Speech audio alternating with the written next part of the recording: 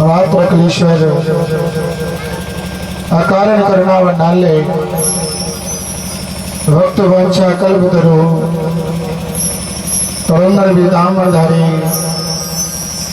श्री बालकृष्ण लाल की वांग में प्रतिमूर्ति, श्री राधा माधव लाल की वांग में प्रतिमूर्ति, श्रीमद् भागवत महापुराण, जिनके आश्रय में यहाँ पर विराजमान सभी भू देवता ब्राह्मण देवता सभी श्रोतागण और आज कथा के तृतीय दिवस में प्रवेश करने से पहले आप अपने मन को ऐसे पावन स्थान पर लेकर के चलें, ऐसे सुंदर स्थान पर लेकर के चलें जहाँ पर श्री यमुना महारानी बह रही है। पशु पक्षियों का कलरव सुनाई दे रहा है।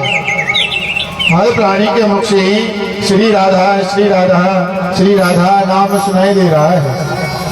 आप अपने मन को ऐसे पावन स्थान पर लेकर के चलें और तृतीय दिवस की कथा में प्रवेश करने से पहले 2 मिनट राधा नाम का संकीर्तन करते ही, प्रभु नाम का संकीर्तन करते ही तृतीय दिवस की कथा में प्रवेश करते हैं। तो भाई सभी भक्त गण ताली बजाते ही भगवान का गुणगान करते ही आज तृतीय दिवस की कथा में हम सभी मिलकर के प्रवेश करते हैं। बोलिए हरिलाल की जय, श्री राम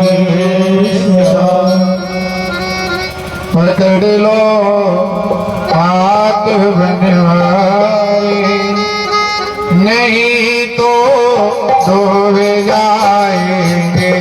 पकड़ लो हाथ बनवाए, नहीं तो डूब जाएंगे। पकड़ लो हाथ बनवाए, नहीं तो डूब जाएंगे। पकड़ लो हाथ बनवाए, नहीं तो डूब जाएंगे। हमारा कुछ न बिगड़ेगा, हमारा कुछ न बिगड़ेगा, तुम्हारी लाज जाएगी। पकड़ लो हाथ बनवाए, नहीं तो डूब जाएंगे।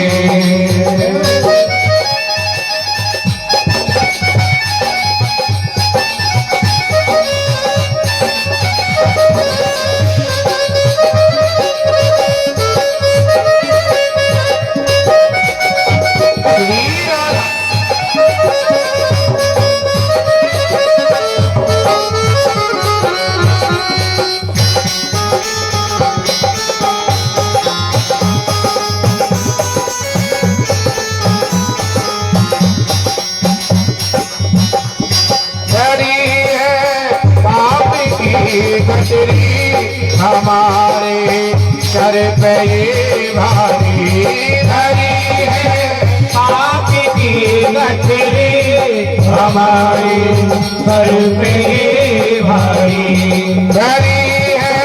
पाप की गठरी हमारे सर पे ये भारी धरी है। पाप की गठरी हमारे सर पे ये भारी। भजन माँ को कहे भारी, भजन माँ को कहे भारी, इसी कैसे उठाएंगे। पकड़ लो हाथ बनवाए, नहीं तो डूब जाएंगे।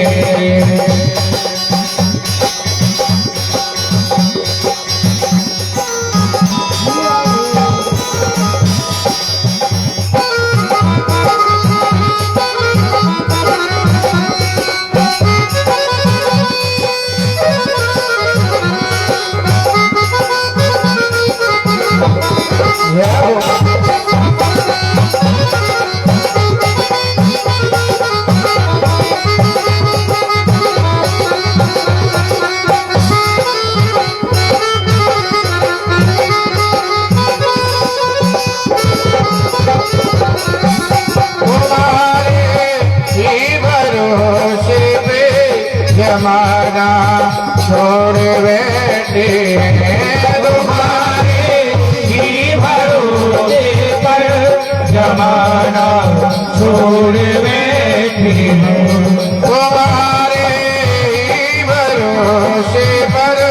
जमाना छोड़ बैठे तुम्हारे ही भरोसे पर जमाना छोड़ बैठे हो जमाने की तरफ देखो जमाने की तरफ देखो इसे कैसे निभाएंगे पकड़ लो हाथ बनिवारे नहीं तो हमें डूब जाएंगे ये हमारा कुछ न बिगड़ेगा हमारा कुछ न बिगड़ेगा तुम्हारी लाज जाएगी पकड़ लो हाथ बनिवारे नहीं तो हमें डूब जाएंगे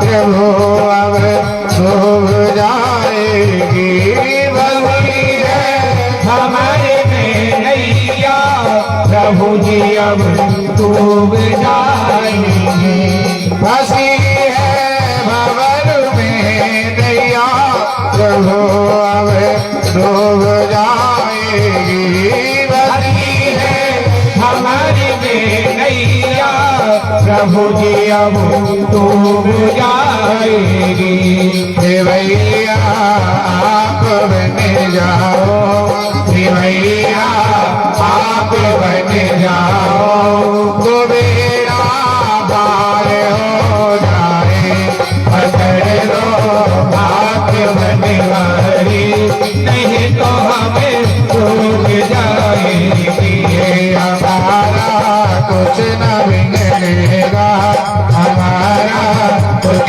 न बिगड़ेगा तुम्हारी लाज जाएगी हमारे हाथ बनवारे नहीं तो हमें डूब जाएंगे पकड़ लो हाथ बनवारे नहीं तो डूब जाएंगे पकड़ लो हाथ बनवारे नहीं तो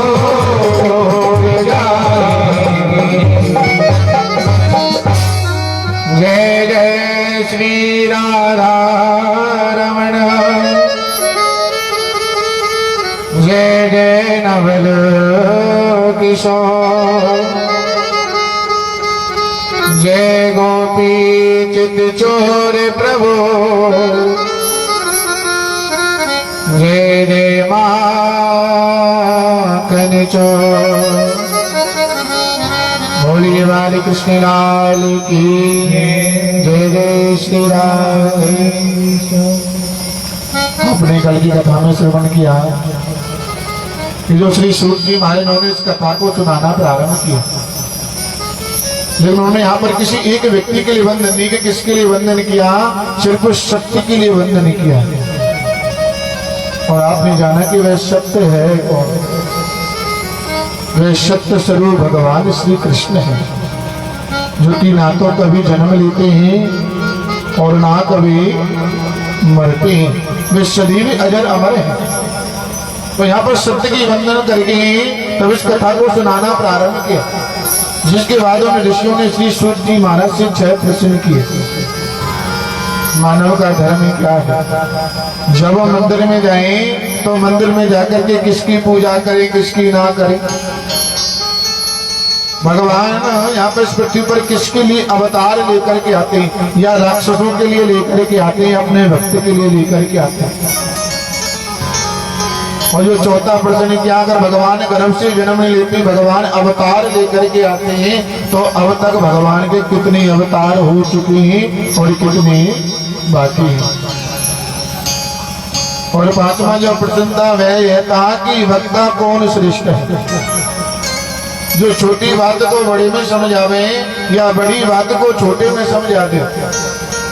और जो छठवां जो प्रश्न पूछा था कि जब भगवान 125 वर्ष बाद इस पृथ्वी को छोड़ करके गई तो धर्म किम शरणम गतः, जो धर्म है वह किसकी शरण में गई। और उसके बाद आपने श्री सुखदेव जी महाराज के जन्म की कथा को श्रवण किया, किसी सुखदेव जी महाराज का जन्म कैसे हुआ। और उसके बाद में श्री सूत जी महाराज 6 प्रश्नों का उत्तर देना प्रारंभ किया। पहले प्रश्न का उत्तर है, भगवान श्री सूत जी महाराज से ऋषियों ने पूछा कि मानव का धर्म क्या है। तो श्री सूत जी महाराज ने कहा कि ऋषियों, मानव का धर्म यह है कि वह जीते जी कभी भगवान को भूले नहीं और शरीर भगवान का भजन करता है, अपने हाथों से दान करता रहे, पुण्य करता रहे, यही मानव का धर्म है। और दूसरे प्रश्न में पूछा था कि जब हम मंदिर में जाए किसकी पूजा करें किसकी ना करें। यहाँ पर श्री सूत जी महाराज ने कहा कि ऋषियों, मंदिर में जाकर के पूजा तो सबकी करनी चाहिए, लेकिन जो हमारा जो ये मन है, ये मन एक ही देवता के प्रति होना चाहिए। इस मन को जगह जगह नहीं भटकाना चाहिए, क्योंकि अगर आप अपने मन को जगह जगह भटकाओगे तो आपको कुछ नहीं मिलने वाला है। एक देवता के प्रति अपनी दृढ़ शक्ति बना करके रखिए। भगवान के यहाँ पर देर है लेकिन अंधेर नहीं, वे अपने भक्तों पर कृपा जरूर करते हैं। इसलिए बंधुओं, आजकल हम क्या करते हैं कि हम देखते हैं जिस इष्ट को हम मानते हैं, आज हम उसकी पूजा करते हैं, अगर उससे कुछ फल नहीं मिलता है तो आप दूसरे देवता को पकड़ लेते हैं। ऐसा करने से कुछ नहीं मिलेगा। आप एक देवता के प्रति मन को बना करके रखो, चाहे कितनी भी कष्ट आ जाए, कितने भी दुख आ जाए। भगवान अगर हमको दुख देते हैं ना, उस दुख को सहन करने के लिए हमारे अंदर बल भी प्रदान करते हैं। अगर आज सुख आए, अगर आज दुख आए तो कल सुख भी जरूर आएगा। क्योंकि बंदे इस पृथ्वी पर आकर के तो भगवान ने भी दुखों को झेला, हम तो मनुष्य हैं। और इस पृथ्वी को कर्म भूमि कहते हैं। जैसा व्यक्ति कर्म करता है उसी के अभाव से उसको यहाँ पर सुख दुख भोगने के लिए मिलता है। कर्म प्रधान ईश्वर सिरा का, जो जस करई सो भल चाहा। जैसा व्यक्ति कर्म करता है उसी को कर्म के प्रभाव से उसको सुख दुख भोगने के लिए मिलता है। इसलिए भगवान ने अगर हमको दुख दिए तो हमको सुख भी जरूर देंगे। उसी आगे जो तीसरा प्रश्न था कि भगवान यहाँ पर किसके लिए अवतार लेकर के आते हैं, या भगवान राक्षसों को मारने के लिए आते हैं या अपने भक्तों को दर्शन देने के लिए आते हैं। तो श्री सूत जी महाराज कह रहे, ऋषियों, भगवान में तो इतनी सामर्थ्य अपने स्थान पर बैठ करके राक्षसों का संहार कर सकते, लेकिन वह इस पृथ्वी पर अपने भक्तों के दर्शन करने के लिए जन्म लेकर के आते हैं, अवतार लेकर के। मैं सोचते कि मैं जाकर के देखूं तो सही वह कौन सा भक्त है जिसने मुझे इस पृथ्वी पर आने पर विवश कर दिया। तो भगवान यहाँ पर राक्षसों को मारने के लिए नहीं आते हैं, भगवान यहाँ पर अपने भक्तों के दर्शन करने के लिए आते हैं। क्योंकि बंधुओं, भगवान ही भक्ति अपने भगवान के दर्शन नहीं करते, भगवान भी अपने भक्तों के दर्शन करते हैं। तो जो चौथा प्रश्न था कि भगवान है कि अब तक कितने अवतार हुए हैं, तो बंधुओं अब तक भगवान के 23 अवतार हो चुके हैं। वैसे भगवान के कुल 24 अवतार हैं, जिनमें से 23 अवतार हो चुके हैं और जो 24वां अवतार है वह कलयुग के अंत में जाकर के होगा। जब कलयुग का जब अंत समय आएगा ना, तो उस समय भगवान कल की रूप धारण करके आएंगे। मुरादाबाद के पास में सम्मल नामक ग्राम है, यहाँ पर भगवान विष्णु यश ब्राह्मण के यहाँ पर कल्कि का रूप धारण करके आएंगे और सफेद घोड़े पर बैठ करके अपने दोनों हाथों में नंगी तलवारें होंगी और जो भी इस पृथ्वी पर अधर्मी होगा उन सभी का सर्वनाश करके पुनः भगवान इस पृथ्वी पर सतयुग की स्थापना करेंगे। यह भगवान का 24वां अवतार है और ये 24 अवतार में 2 अवतार शेष हैं, एक राम और एक कृष्ण। राम कृष्ण दो एक हैं, अंतर नहीं में, एक के नैन गंभीर है, एक के चपल विशेष। जो प्रभु श्री राम है उनके नैनों में गंभीरता है, वे यहाँ पर मर्यादा पुरुषोत्तम बनकर के आए हैं। और जो मेरे गोविंद में जो भगवान श्री कृष्ण हैं उनकी नैनों में चंचलता है, इसलिए वे यहाँ पर लीला पुरुषोत्तम बनकर के आए। और बंधु प्रभु श्री राम का जो चरित्र है वे हमको संसार में जीना सिखाता है। और जो भगवान श्री कृष्ण की जो ये भागवत की कथा है यह व्यक्ति को मरना सिखाती है कि व्यक्ति का जब मृत्यु निकट आए तो उसको मृत्यु को सार्थक बनाने के लिए उसको क्या करना चाहिए, ये हमको भागवत की कथा सिखाती है। और जो श्री रामचरित मानस है यह व्यक्ति को संसार में जीना सिखाती है कि संसार में रहकर के किसके साथ में कैसा व्यवहार रखना चाहिए। और श्री आगे जो 5वां जो प्रश्न है कि वक्ता कौन श्रेष्ठ है, जो छोटी बात को बड़े में समझावे या बड़ी बात को छोटे में समझावे। तो श्री सूत जी महाराज कह रहे ऋषियों वक्ता वही श्रेष्ठ है जो बड़ी बात को सूक्ष्म रूप में समझा दे, उस बात को ज्यादा लंबी नहीं, वही वक्ता श्रेष्ठ माना जाता है। और जो 7वां जो प्रश्न था कि भगवान जब 125 वर्ष बाद जब इस पृथ्वी को छोड़ करके गई तो जो धर्म है वह किसकी शरण में गए। भगवान इस पृथ्वी पर 125 वर्षों तक रहे।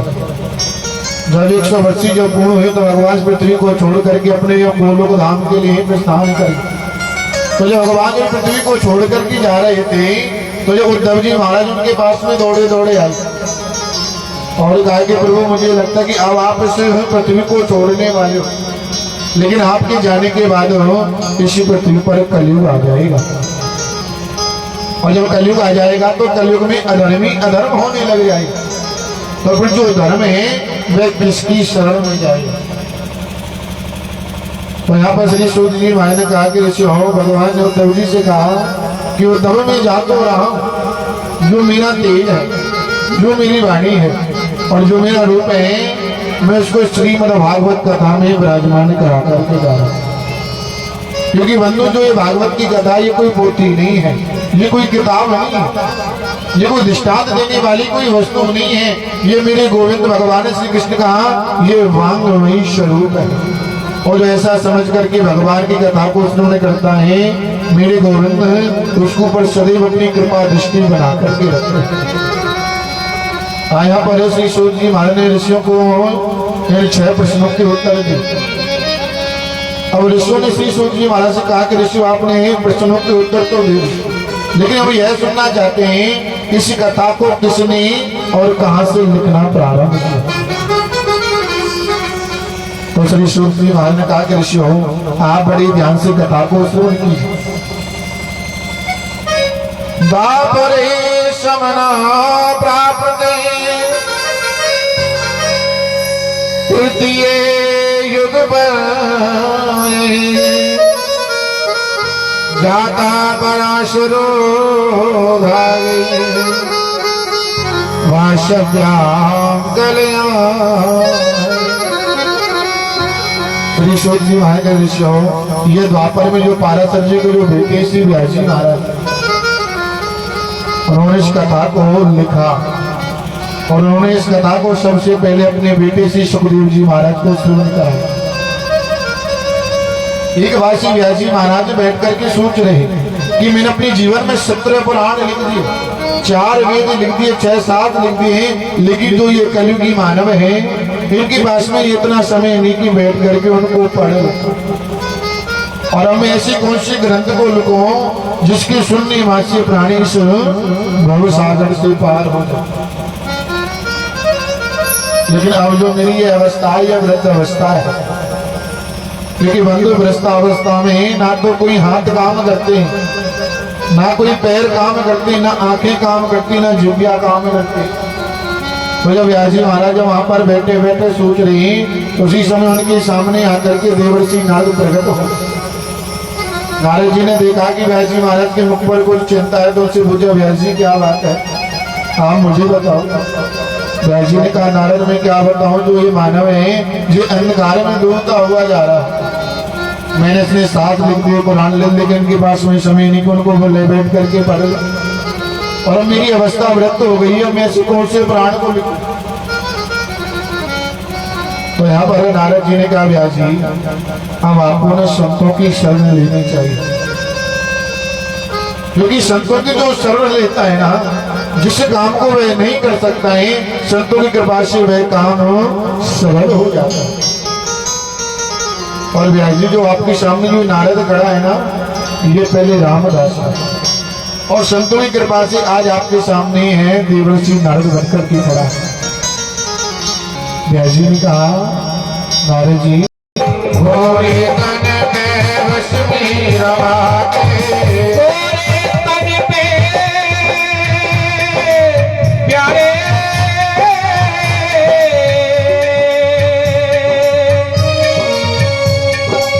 सब कुछ लेके परीक्षा ही लेते, अभी कौन सी राह चले संसारी, कौन सी राह चले संसारी, ऐसा मोह की जानी बिछाए, थक कर रह गई मोती बिचारी, थक कर रह गई मोती बिचारी।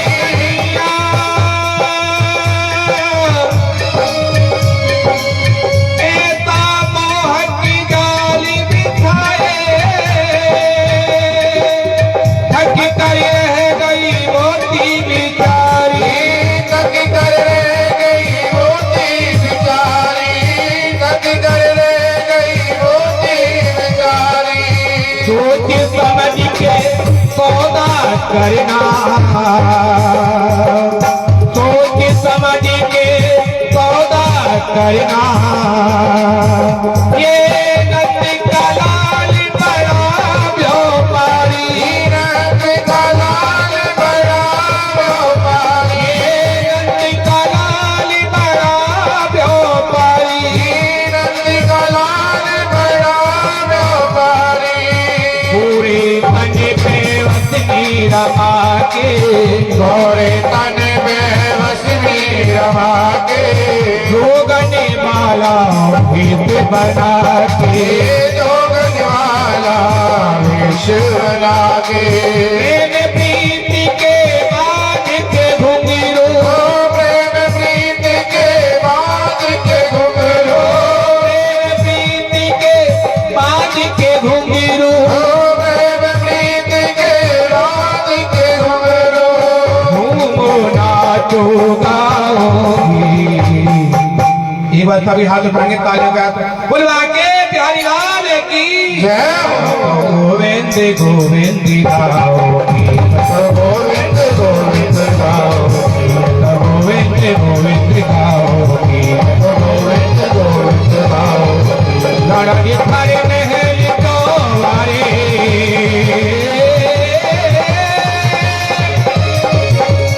छोड़ यही सब जाऊंगी,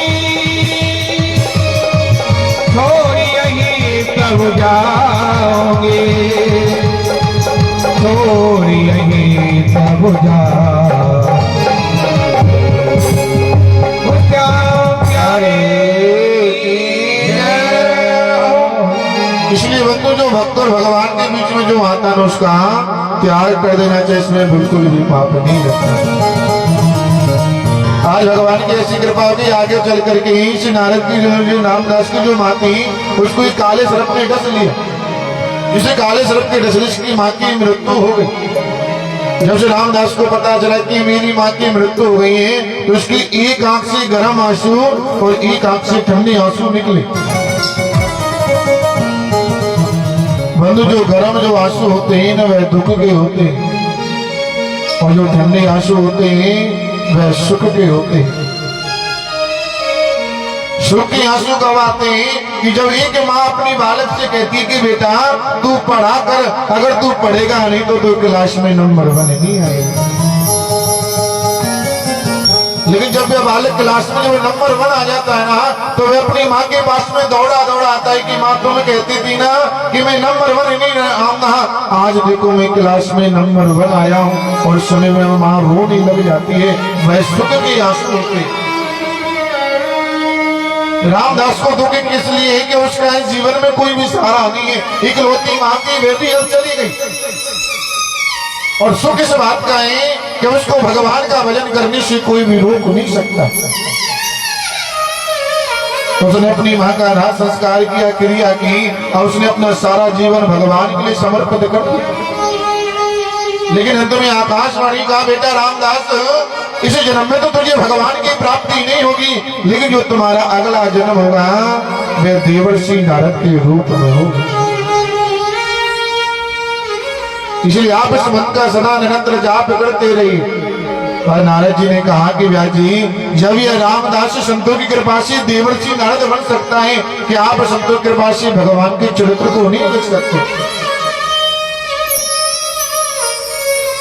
और जो ब्रह्मा जी ने जो देवर्षि नारद को चतुर्श्लोक की जो भागवत सुनाई थी, ये पहले भागवत से भी 4 श्लोक में थी। ब्रह्मा जी ने नारद जी को ये चतुर्श्लोक की भागवत सुनाई, और वही नारद जी ने यहाँ पर व्यास जी के लिए ये चतुर्श्लोक की भागवत श्रवण कराई। और व्यास जी ने इस 4 श्लोकों में से 18,000 श्लोक बना दिए। इस भागवत कथा में 335 अध्याय हैं, 12 स्कंद हैं और 18,000 श्लोक हैं।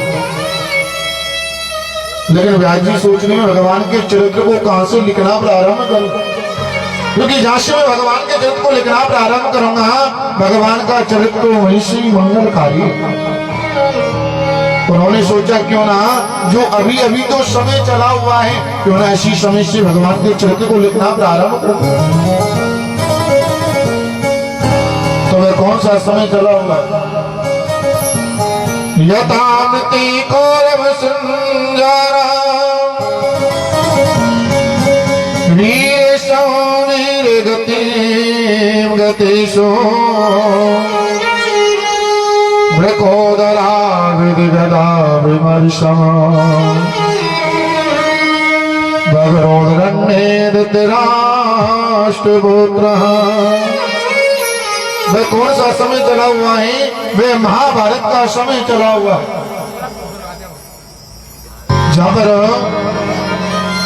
कौरव और पांडवों का विशाल युद्ध छिड़ा हुआ है। और जो कौरव हैं वे 100 भाई हैं, और जो पांडव हैं वे 5 भाई हैं। यह महाभारत का युद्ध कुरुक्षेत्र की भूमि पर 18 दिन तक चला, जिसमें जो 10 दिन के जो सेनापति रहे वे पितामह भीष्म रहे, और 5 दिन के जो सेनापति रहे वे अश्वत्थामा रहे, और 2 दिन के जो सेनापति रहे वे कर्ण रहे, और अंतिम दिन के जो सेनापति रहे वे यहाँ पर अश्वत्थामा रहे। बंधु, जो 18 दिन का युद्ध जो कुरुक्षेत्र की भूमि पर जो लगातार जो चला, भागवत जी में वर्णन आता है कि इसमें इतने योद्धा मारे गए कि जिसकी कल्पना नहीं की जा सकती है। 1 अरब 66 करोड़ 25,20,165 योद्धा उस कुरुक्षेत्र की पावन भूमि पर मारे गए। इतना विशाल युद्ध उन कौरव और पांडवों पर हुआ है, जहां पर पांडवों ने कौरवों के 100 भाइयों को मार दिया है। अगर कोई जीवित बचा हुआ है तो वह सिर्फ दुर्योधन बचा हुआ है, और दुर्योधन की भी जंगा को यहाँ पर भीम ने तोड़ दिया। वे अपनी टूटी हुई जंगा को लेकर रणभूमि में बड़ा बड़ा विलाप कर रहा है। सोच रहा है अगर मैं उस दिन उस द्वारकानाथ से जिद नहीं करता और उनके कहने से पांडवों को 5 गांव दे देता ना, तो आज मुझे यह दिन देखना नहीं पड़ता। लेकिन आज मेरी जिद के कारण मैंने अपनी जिद के कारण अपने जो कुल का है में सर्वनाश करा दिया। और आज वह रणभूमि बड़ा बड़ा विलाप कर रहा है। उस समय इसको जो मित्र अश्वत्थामा है, मैं अपने दुर्योधन मित्र के पास में आया और अपने दुर्योधन मित्र को रोते हुए देखा तो कहा, मित्र अरे आप क्यों रो रहे हैं? आप मुझे अपने दुख का कारण बताओ।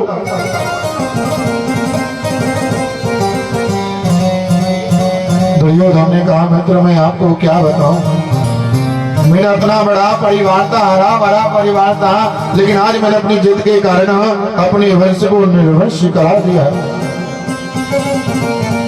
मुझे यहाँ पर अब कोई पानी पिलाने वाला भी नहीं दिख रहा है।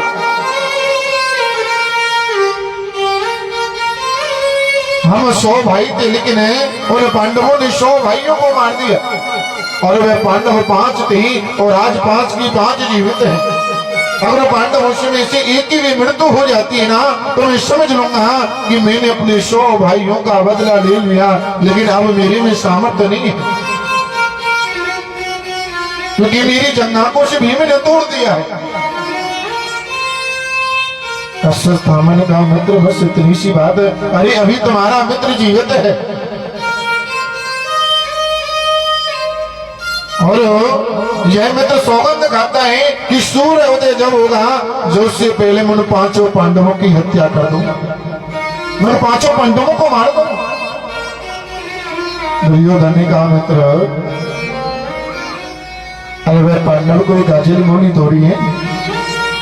अरे जब पांडवों को पितामह भीष्म जैसे योद्धा नहीं मार सके कि जिनको इच्छा मृत्यु का वरदान है, वे भी आज बाणों की सैया पर लेटे हुए, और तुम कहते हो कि मैं उनको मार दूं। अश्वत्थामा ने कहा, मित्र मुझे पता कि मैं उनको बल के द्वारा कभी भी जीत नहीं सकता, लेकिन ऐसा कहते अगर दुश्मन तुमसे अधिक बलशाली है तो उसको बल से ही नहीं, उसको छल के द्वारा मारना चाहिए। मैं उनको बल के द्वारा नहीं मारूंगा, मैं उनको अपने छल के द्वारा मारूंगा। और ऐसा कहते अगर घी सीधी उंगली से नहीं निकली ना, उंगली को टेढ़ी कर देना चाहिए। और आज अश्वत्थामा अपने हाथ में नंगी तलवार लेकर के जिस शिविर में पांडव सो रहे थे उस शिविर की ओर जा रहा है। लेकिन उस समय में पांडवों के साथ में भगवान सो रहे थे। आज गोविंद ने देखा कि अश्वत्थामा पांडवों को मारने के लिए आ रहा है और ये पांडव बिल्कुल चिंताजनक होकर के सूर्य को कुछ भी चिंता नहीं है। अरे भाई ये कि वो चिंताजनक होकर के सोएंगे, क्योंकि उन्होंने तो अपना जीवन मेरे लिए समर्पित कर दिया। अब मुझे तो उनकी ही रक्षा करनी पड़ेगी। भगवान अपने शिविर से खड़े होकर के उन्हें आज उन पांडवों का पहरा लगा रहे, क्योंकि बंधु जिसके रखवाले गोविंद होते हैं ना, उनका कोई भी बाल वाका नहीं कर सकता। आज भगवान एक हाथ में डंडा ले रखा है और पांडवों के शिविर का पहरा लगा रहे हैं। जब अर्जुन की जब आंख खुली तो अर्जुन ने देखा कि भगवान अपने बिस्तर पर नहीं है। अर्जुन तो घबरा गए कि भगवान गए कहां, क्योंकि भगवान के बगल में पांडवों का कोई भी अस्तित्व नहीं है। आज वे अर्जुन अपने शिविर से बाहर निकल कर के आए तो देखा कि भगवान सर्दी के मारे ठिठुर रहे हैं और वहां पर पहरा लगा रहे। अर्जुन ने कहा, गोविंद आप यहाँ पर क्या कर रहे हो? अरे सर्दी का समय आप अंदर आकर के आराम कीजिए, विश्राम कीजिए। भगवान ने कहा, अर्जुन तुमको तो पता है कि अभी तुम्हारा जो दुश्मन है ना, वह रणभूमि में जीवित बड़ा भी वह मरा नहीं है, और दुश्मन को कभी भी छोटा नहीं समझना चाहिए। बंधु 3 वस्तु को जीवन में कभी भी छोटा मत समझो। पहली बात है दुश्मन। अगर तुमने आज दुश्मन को छोटा समझ लिया ना, वही मैं दुश्मन आगे चल करके तुम पर कब वार कर दे उसका कुछ पता नहीं है। और दूसरी बात है बीमारी। अगर तुमने बीमारी का सही समय पर इलाज नहीं करवाया तो वह छोटी बीमारी आगे चलकर कर बड़ी बन जाती है और उसका जीवन में कोई भी इलाज नहीं होता। और तीसरी बात है कर्ज। कर्ज को भी छोटा नहीं समझना चाहिए बंधु। अगर आपने किसी से 5,000 रुपये ब्याज पर लिए हैं और आप उनको समय पर नहीं चुका पाई तो वही 5,000 की आगे चलकर के 50,000 बन जाते हैं। इसलिए 3 बातों को कभी भी छोटा मत समझो, इनको समय पर समाप्त कर देना चाहिए, इनको बढ़ावा बिल्कुल नहीं देना चाहिए। और अर्जुन, अभी तुम्हारा जो दुश्मन जो दुर्योधन है ना, वह रणभूमि में जीवित बड़ा, लेकिन तुम चिंताजनक होकर के सो रहे हो। क्या तुमको कोई डर नहीं है?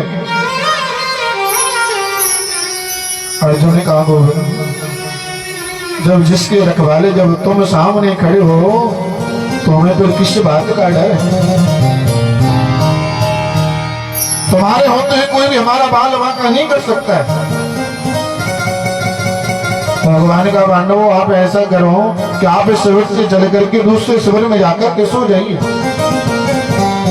पांडव शिविर से जाकर के दूसरे शिविर में जाकर के सो गए, लेकिन जो पांडवों के जो 5 पुत्र थे ना, उसी शिविर में सोते हुए आज अश्वत्थामा आया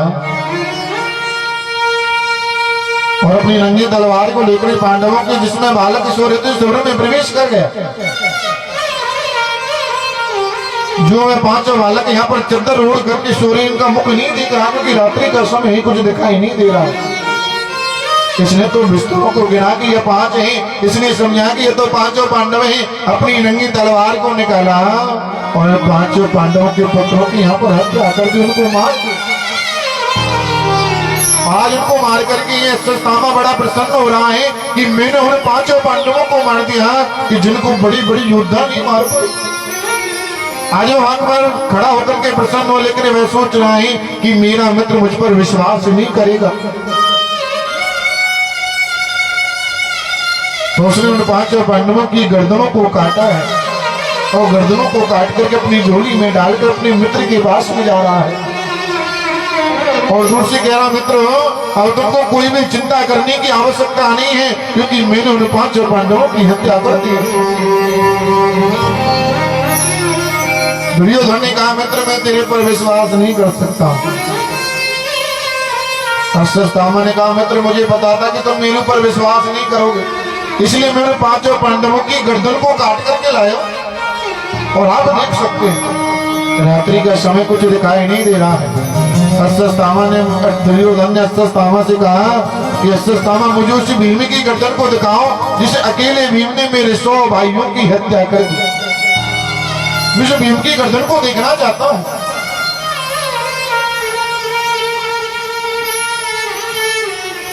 अश्वत्थामा ने अपनी झोली में हाथ डाला, जो सबसे बड़ी जो गर्दन दिखाई दी तो यहाँ पर दुर्योधन के हाथ में पकड़ा दी। लेकिन जैसी दुर्योधन ने उस गर्दन को अपने हाथ में लिया है, हाथ में लेते ही समझ गया कि यह भीम नहीं हो सकता। अरे जिस भीम में 10,000 हाथियों का बल है, क्या वे मेरे हाथ में आने से उसकी गर्दन के दब नहीं सकती है? अरे वह तो बहुत बलशाली है, उसकी कटी हुई गर्दन को देख करके मैं भयभीत हो सकता हूँ। मुझे लगता है कि मित्र, तूने कोई अनहोनी कर दी है। ये पांडव नहीं है तो तूने पांडव के लिए किसी और की हत्या कर दी है, लेकिन इसका तो सुबह ही पता चलेगा, अभी तो अंधेरा हो। दोनों मित्र वहां पर बैठ करके सवेरे का इंतजार करने लगे। जैसे सूर्य की आज पहली किरण वहां पर बढ़ी तो आज का दुर्योधन ने जैसे उन गर्दनों को देखा है ना, आज तो वह दुष्ट दुर्योधन ने उन गर्दनों को देख करके वहां पर रोने लगा, मित्र, यह तूने क्या कर दिया? अरे यही तो इस वंश को आगे चलाने वाले थे और तुमने इनको मार करके मेरे वंश को निर्वंश कर दिया। अरे ये पांडव नहीं है तो पांडवों के 5 पुत्र हैं। अगर वह द्रौपदी मेरे पास में आकर के पूछेगी कि दुर्योधन मेरे बालकों ने तेरा क्या बिगाड़ा, अरे तेरी दुश्मनी तो मेरे पतियों से थी, मेरे बालकों ने तो अभी तो कुछ भी नहीं देखा, तो बता मित्र मैं उसको क्या जवाब दूं? आज वह दुर्योधन भी वहां पर फूट फूट करके रो रहा है। दुर्योधन को श्राप लगा हुआ था। अगर उसको क्षण भर में दुख और क्षण भर में अगर उसको सुख मिलेगा, उसी समय उसे दुर्योधन की मृत्यु हो जाएगी। सुख तो उसे इस बात का है कि पांडव ना सही, लेकिन मरते मरते मैंने पांडवों की 5 पुत्रों का तो मुख देख लिया। और दुख इस बात का है कि मेरे वंश में कोई भी पानी पिलाने वाला नहीं बचा। मेरा वंश निर्वंश हो गया है। जो उसके दोनों बात मिली, उसी समय से दुर्योधन की यहाँ पर मृत्यु हुई है, दुर्योधन मर गया। अब अश्वत्थामा को पता चला कि यह पांडव नहीं, पांडवों के 5 पुत्र हैं। अब पांडव मुझको जीवित नहीं छोड़ेंगे। अब अश्वत्थामा यहाँ पर छुपने के लिए अपनी जगह ढूंढ रहे, कहाँ पे जा पर के छुपूं जहाँ पर मुझे वह पांडव ढूंढ नहीं पाएंगे।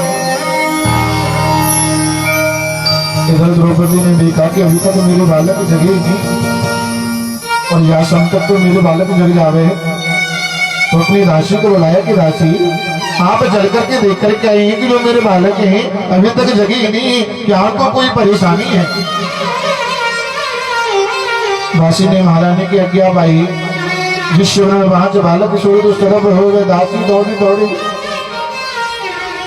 जैसे दासी ने आज शिविर में प्रवेश किया, उस शिविर का जैसे हाल देखा है, अब तो यह दासी यहाँ पर दूर दूर से रोने लगी, चिल्लाने लगी, महारानी अरे महारानी जो आप इधर आकर के देखिए यहाँ पर ये क्या हो रहा है।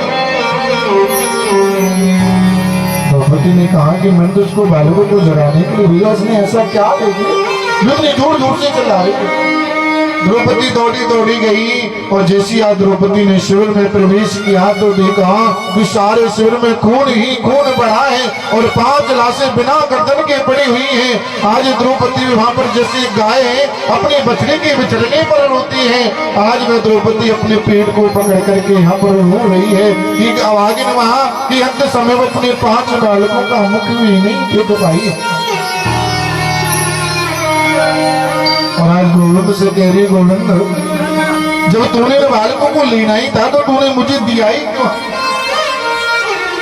बना की क्यों बिगाड़ा रे, बना की क्यों बिगाड़ा रे, बिगाड़ा रे कन्हैया ऊपर वाले, ऊपर वाले, ऊपर वाले, ऊपर वाले, बना की क्यों बिगाड़ा रे कन्हैया ऊपर वाले, ऊपर वाले, ऊपर वाले, ऊपर वाले।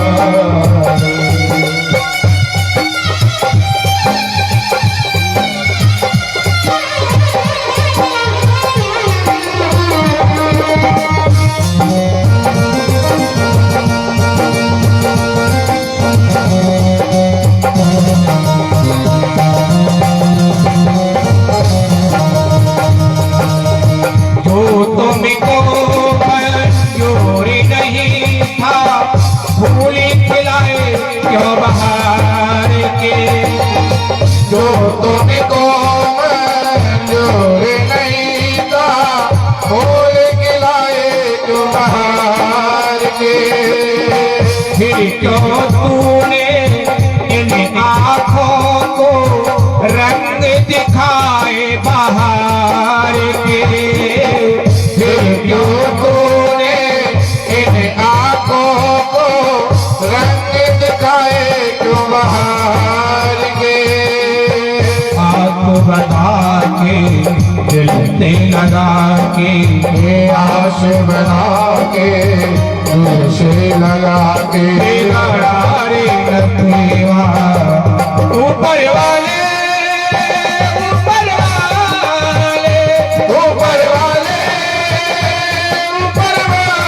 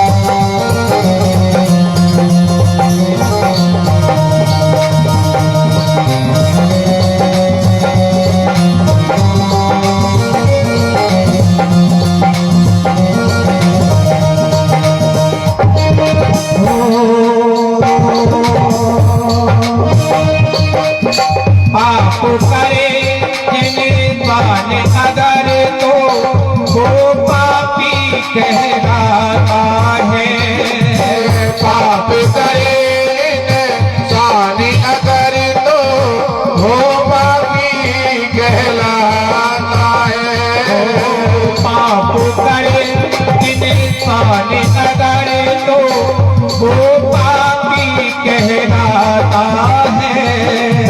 पाप करे सानी अगर तो वो पापी कहलाता है। तूने भी ये पाप सहा है, तूने भी ये पाप करा है, कैसे कहूँ मैं दाता है। तूने भी ये पाप किया है, कैसे कहो तू दाता है।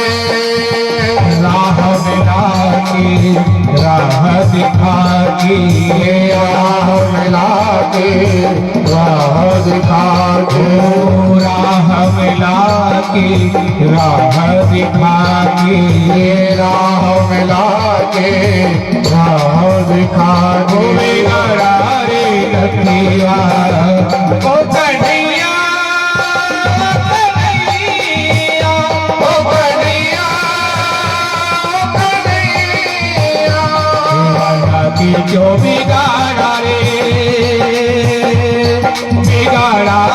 कन्हैया। ऊपर वाले, ऊपर वाले, ऊपर वाले, ऊपर वाले, ऊपर वाले। आज द्रौपदी वहां पर बैठ करके रो रही है, विलाप कर रही है कि हे परमात्मा, अगर तूने बालकों को मुझे दिया है तो मुझसे छीना क्यों है। जब द्रौपदी की रोने की आवाज अर्जुन के जब कानों में पड़ी तो अर्जुन ने कहा, भगवान मुझे लगता है कि द्रौपदी रो रही है, हमें चल करके देखना चाहिए कि द्रौपदी को क्या परेशानी है। अर्जुन यहाँ पर भगवान के साथ में आए तो अर्जुन ने पूछा, देवी क्या बात है, आप क्यों रो रही हो, क्या आपको हमारे साथ में कुछ परेशानी था, बताओ तो सही, हम उस परेशानी का जरूर कोई ना कोई निवारण करें। आज द्रौपदी ने रोते हुए कहा, अर्जुन किसी ने हमारी 5 बालकों की हत्या कर दी, उनकी हत्या नहीं की है, एक आगे रवा है कि जो कि अंत समय पर बालकों का मुख भी नहीं देख पाई है, वे दुष्ट उन 5 बालकों की गर्दन को भी काट करके ले गया है।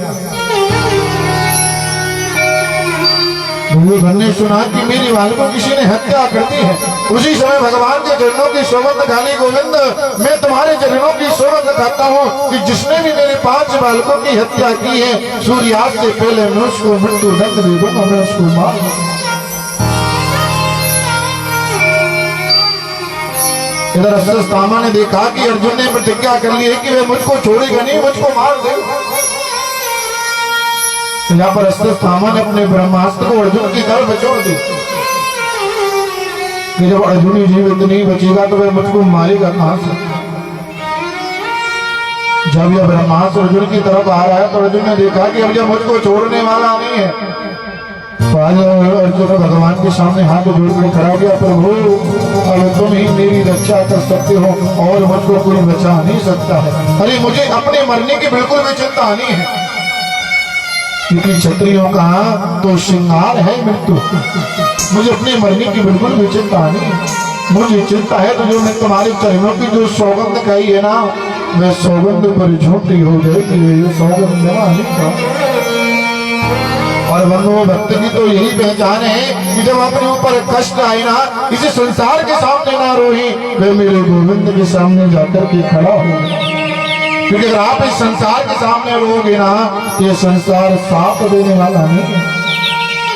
ये सामने तो आपके आकर के ऐसे दिखाएगा कि जैसे इसको कितना दुख है, लेकिन घर पे जाकर के यह दूर दूर से हंसता है कि आज आया है ऊंट पहाड़ के नीचे।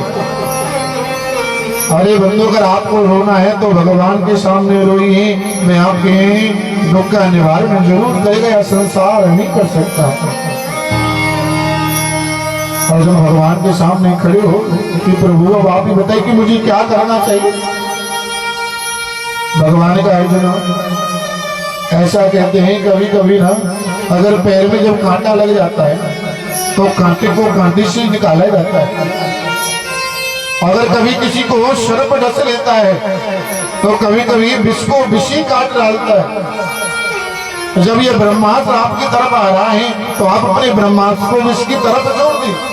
जब ये दोनों आपस में भिड़ेंगे तो ये शांत हो जाएंगे, फिर यह तुम्हारा कुछ भी नहीं करता। अर्जुन ने अपने ब्रह्मास्त्र को छोड़ा, ये दोनों आपस में टकराए तो शांत हो गए।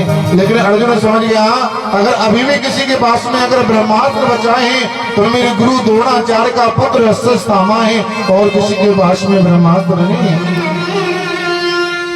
और गोविंद का गोविंद आप में रथ को लेकर के चलो कि जिस तरफ ये ब्रह्मास्त्र आ रहा उस तरफ आप में रथ को लेकर के चलो।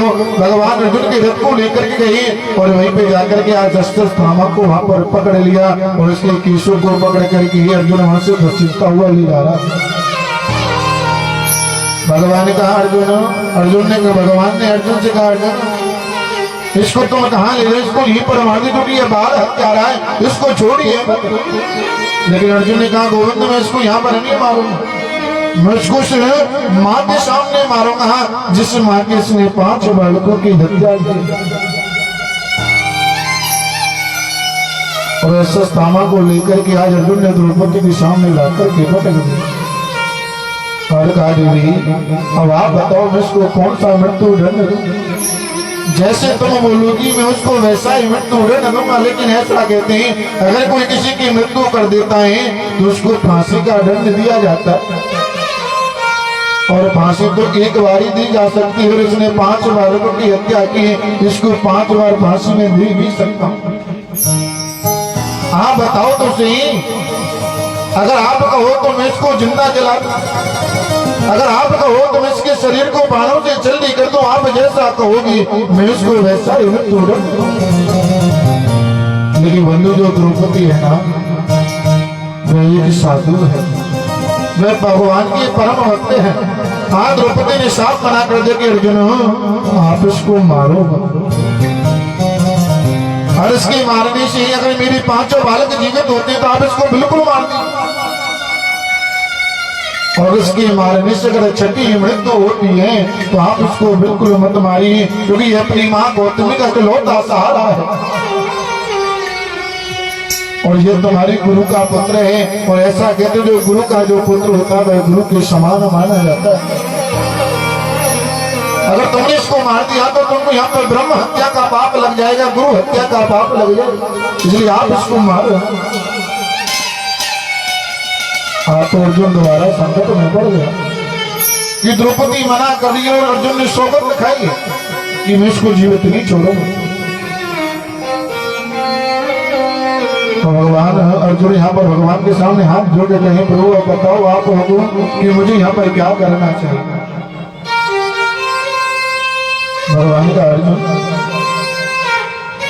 ब्रह्मवंतो न तभ्यः आताताई वधारणो मयि भावामापनातो परिकायानुशासनम्। भगवान का अर्जुन पहली बात तो ये ब्राह्मण है, और ब्राह्मण चाहे कैसा भी उसको छोड़ना नहीं चाहिए, ब्राह्मण जब कैसा भी हो उसको मारना नहीं चाहिए। और दूसरी बात ये बाल हत्यारा आता ताई है, और आता ताई चाहे कोई भी हो उसको छोड़ना नहीं चाहिए।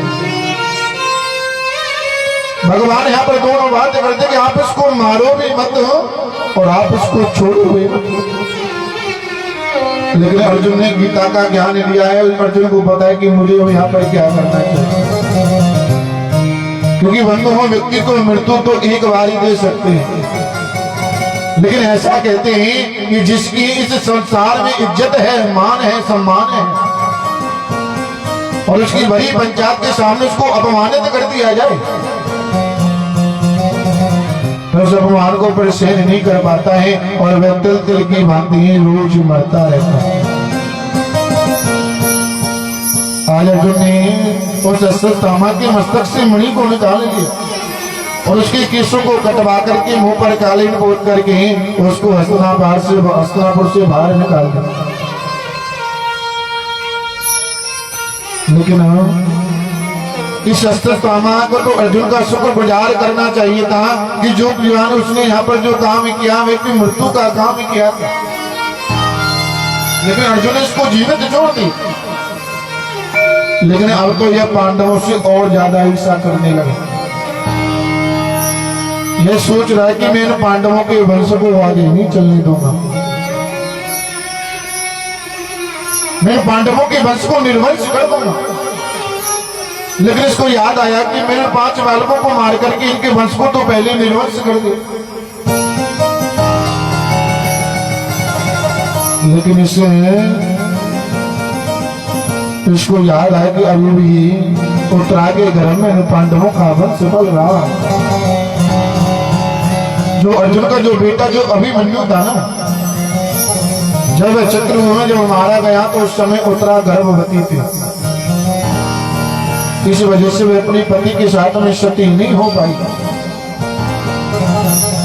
आज अस्त्रस्थामा ने देखा कि उस तरह के घर में इन पांडवों का वंश बल रहा है, हम इसको जीवित नहीं छोड़ेंगे, उसको मार करके पांडवों के वंश को निर्वंश कर दूंगा। और आज मैं दोबारा से अपने ब्रह्मास्त्र को उत्तरा के गर्भ के ऊपर छोड़ दिया। अब ये ब्रह्मास्त्र उत्तरा के गर्भ को नष्ट करने के लिए बड़ी तीव्रता से दौड़ता हुआ आ रहा है।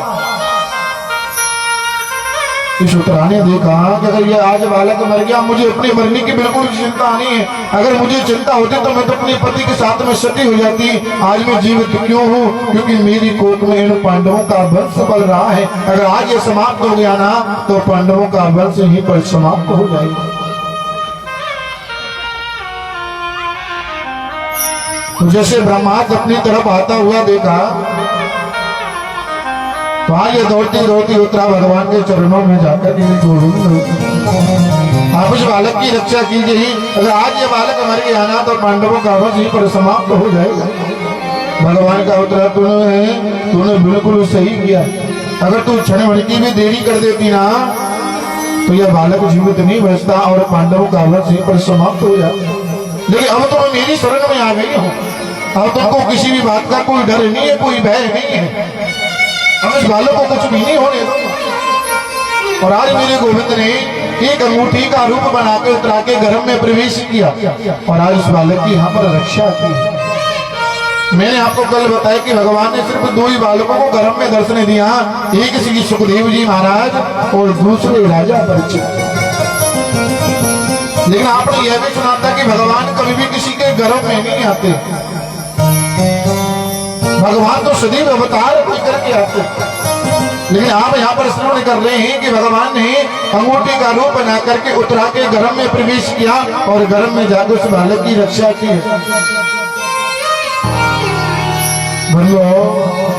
भगवान अपने भक्त की प्रतिज्ञा को बचाने के लिए ना अपनी प्रतिज्ञा को त्याग देते हैं, अपने प्रतिज्ञा को तोड़ देते हैं और अपनी प्रतिज्ञा को रखते ही नहीं है। अगर उनका भक्त संकट में है ना तो सारी प्रतिज्ञा को तोड़ के अपने भक्त की जाकर के रक्षा करते हैं।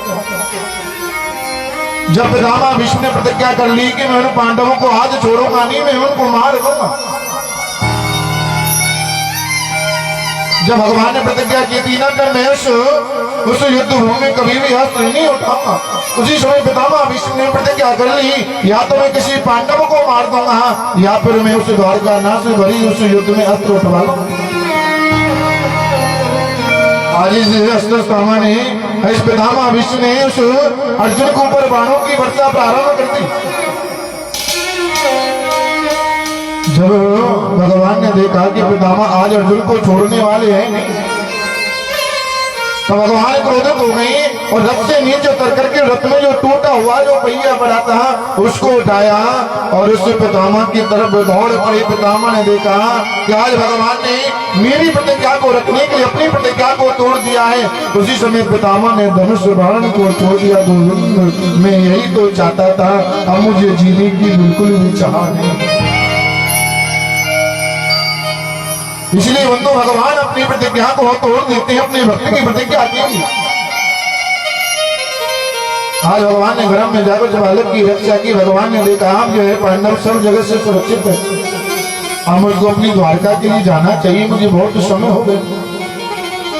इधर कुंती हुआ को पता चला कि जो मेरा कृष्ण है, जो मेरा भतीजा है, आज उसने मेरे पुत्र वधु के घर में जाकर के उस बालक की रक्षा की। और ऐसा तो सिर्फ भगवान कर सकता है, किसी मानव की वश में नहीं है। और मेरे घर में परमात्मा रहे और मैं उनको पहचान भी नहीं पाई। भगवान रोज यहाँ पर कुंती हुआ से प्रणाम करने के लिए जाया करते थे। आज भगवान जब कुंती हुआ से प्रणाम करने के लिए जा रहे हैं ना, जैसे प्रणाम करने के लिए झुकी तो कुंती हुआ ने कहा, कृष्ण आज तू मुझको प्रणाम नहीं करेगा, आज ये बुआ तुम्हारे चरणों में प्रणाम करना चाहती हूँ। भगवान का बुआ मैं तो तुम्हारा भतीजा हूं। अरे आप मेरे लिए प्रणाम कैसे कर सकती हो?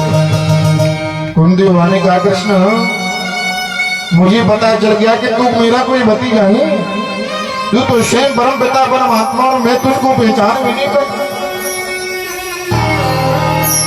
भगवान का हुआ मुझे न तुम्हारा जितना भतीजा बनने में आनंद आता है ना, उतना भगवान बनने में आनंद नहीं आता। क्योंकि बंधुओं पता है कि भगवान की दुर्दशा कैसी होती है। भगवान को अलमारी में बंद कर देते हैं, 2 अगरबत्ती सुबह 2 अगरबत्ती शाम को लगाई, चनौरी का भोग रख देते हैं कि खाओ ठाकुर। इसलिए वहां मुझे भगवान बनने में इतना आनंद नहीं आता जितना मुझे तेरा भतीजा बनने में आनंद आता। अगर आज आपने मुझे भगवान मान ही लिया है तो मैं आज आपको कुछ देना चाहता हूं। भगवान ने कहा, कन्हैया अगर तुम मुझे देना चाहते हो तो मैं तो तुमसे सिर्फ एक ही वस्तु मांगती हूँ, जिसको बंधु संसार में आज तक किसी ने मांगा नहीं और ना कोई आगे जाकर के मांगे। आज बंधु अपनी झोली पसार करके भगवान से क्या कह रही है? सुख के माथे